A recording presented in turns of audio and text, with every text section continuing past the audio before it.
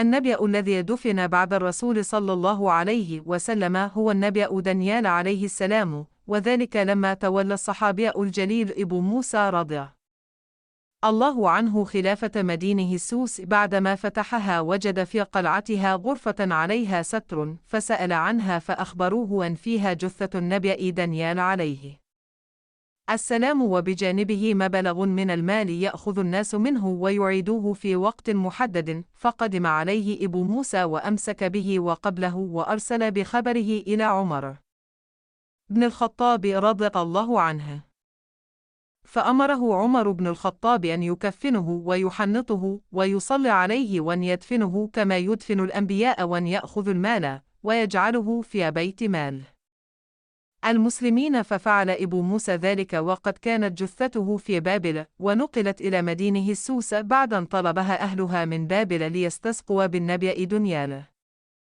بعد أن أصابهم القحط والجوع فاعطوهم إياه، وقد حفر أبو موسى رضي الله عنه 13 حفرة في النهار، ودفنه في إحداها لما حل الليل، وجعلها كلها متشابهة حتى لا يميز الناس أيهما دفن فيه فينبش قبره. من هو النبأ الذي مات ولم يولد؟ هو نبأ الله آدم عليه السلام، فقد خلقه الله في بداية البشرية من التراب، ونفخ فيه من روحه. من هو النبأ الذي ولد مرتين؟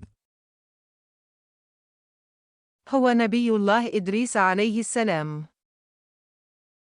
من هو النبأ الذي عاقبه الله؟ هو النبي يونس عليه السلام إذ مكث في بطن الحوت. هو النبأ الذي مات ولم يدفن بعد 100 عام من موته؟ هو النبي عزير، فقد ورد في قصته أن الله أماته 100 عام ثم بعثه مرة أخرى.